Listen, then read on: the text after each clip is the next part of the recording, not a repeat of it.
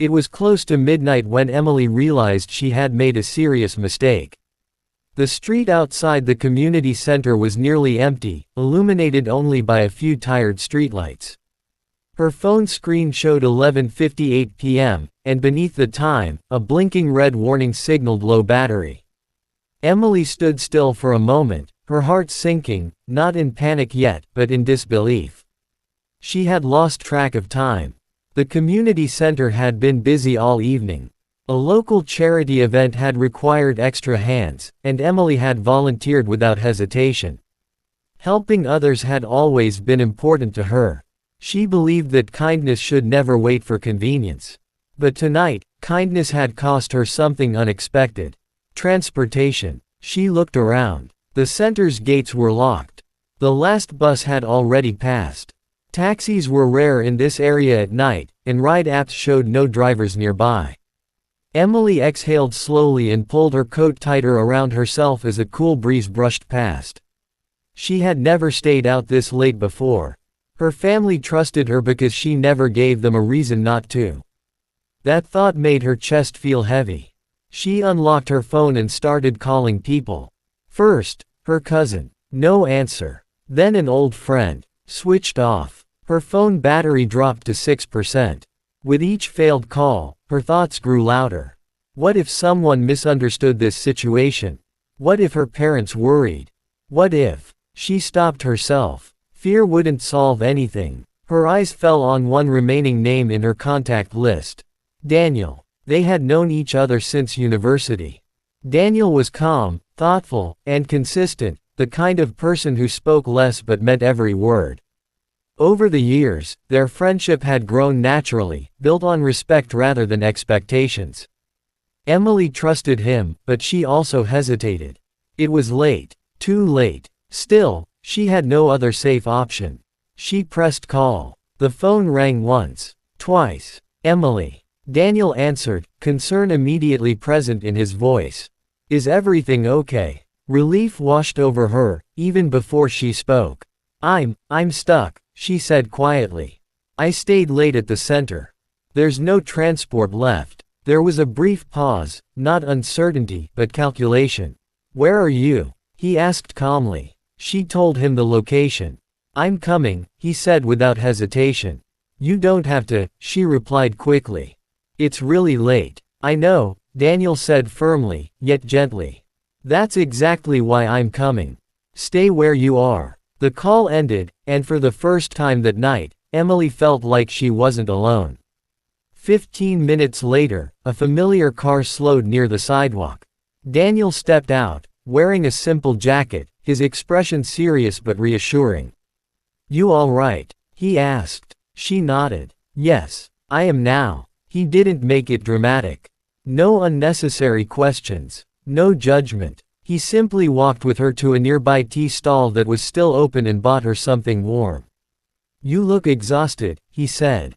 Drink this. They drove through the quiet city, passing empty roads and sleeping buildings. Emily watched the lights blur past, her mind replaying the night again and again. Daniel broke the silence carefully. Your place is far. Some roads are blocked tonight. She knew what that meant.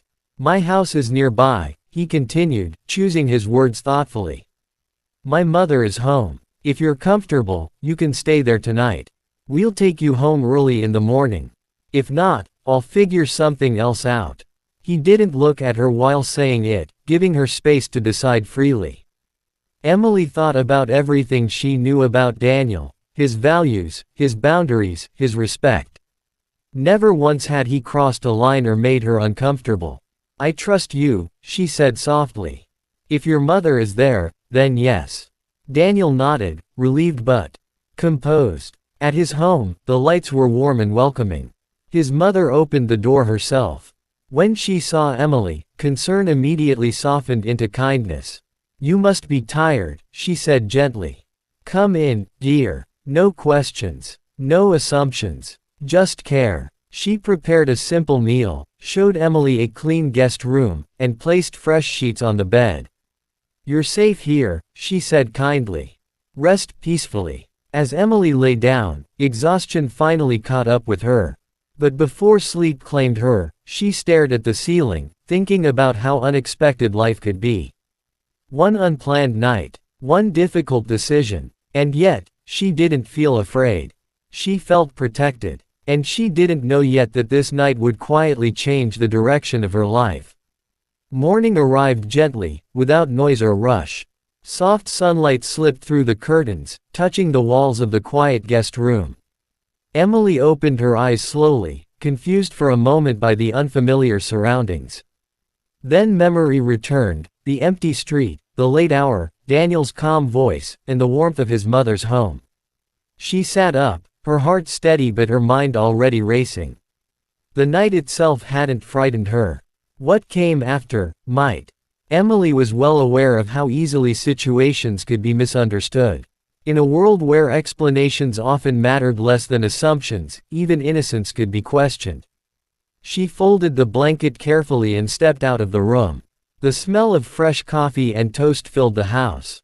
In the kitchen, Daniel's mother, Mrs. Carter, stood near the counter, arranging plates with quiet care.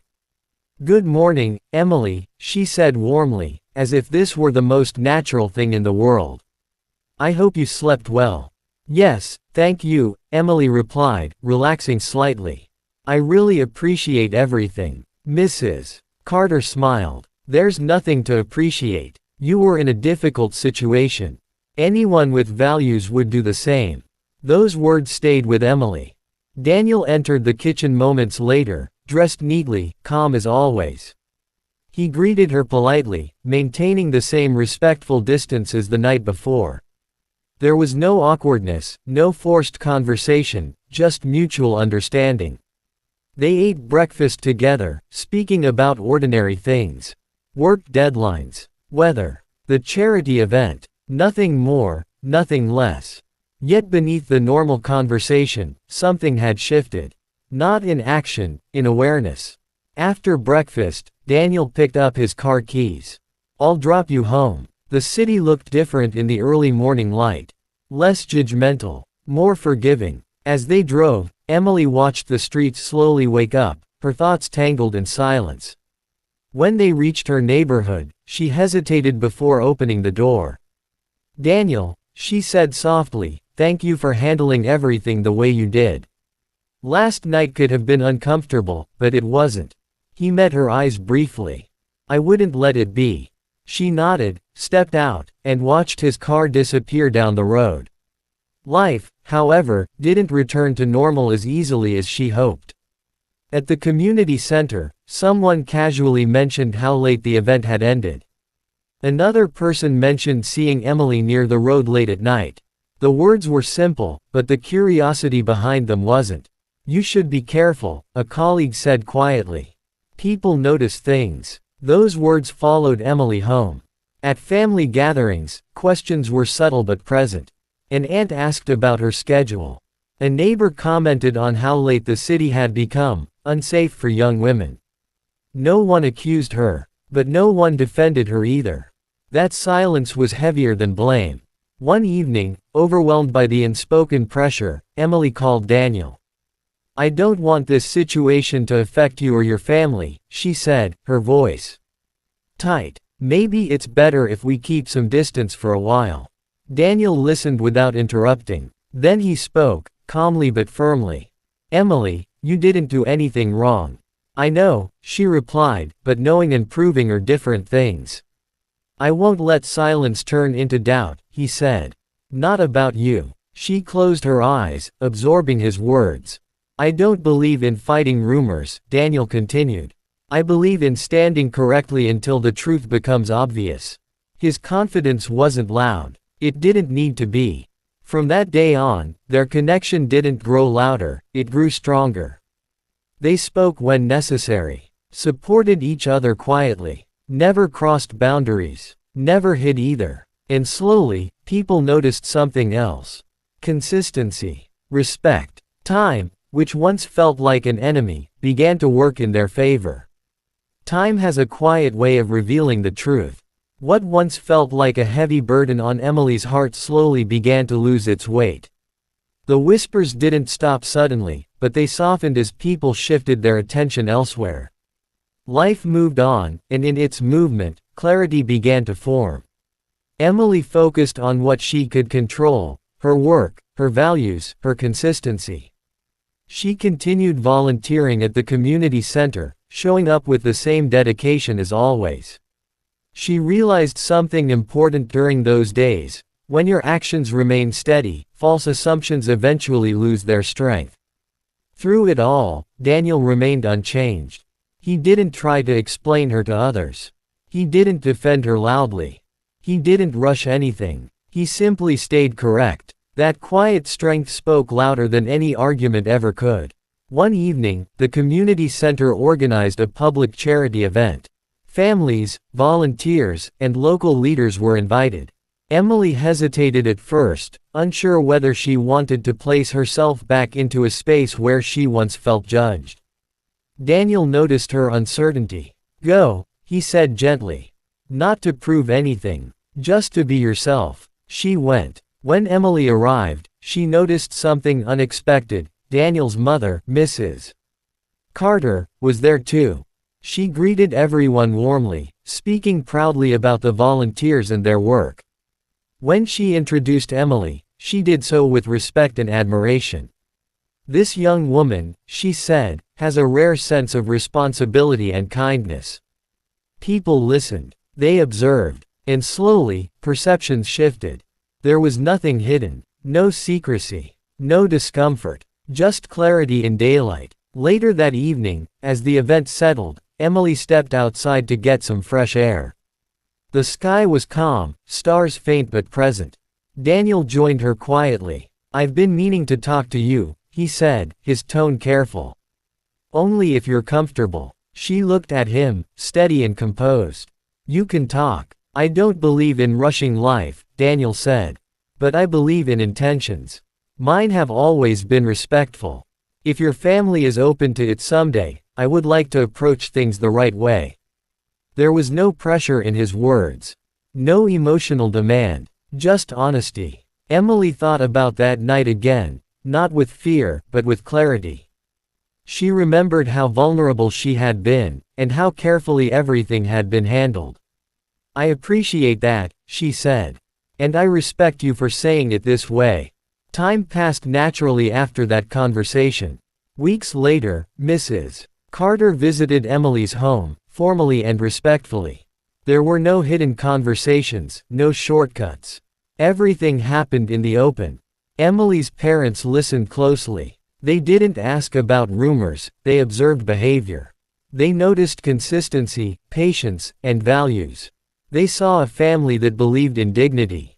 And they understood. The night that once felt like a threat to Emily's reputation transformed into something else entirely, a quiet example of character. Proof that respect does not disappear when it's late.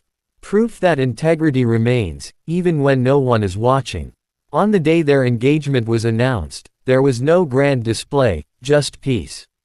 Emily stood beside Daniel, calm and confident. Not because the world had accepted her, but because she had never lost herself trying to please it. Daniel looked at her and said softly, "Life will test us in unexpected ways. But the right choices protect us, even in silence." Emily smiled. Some stories don't need drama to be powerful. They only need truth. And sometimes, one unplanned night is enough to reveal it.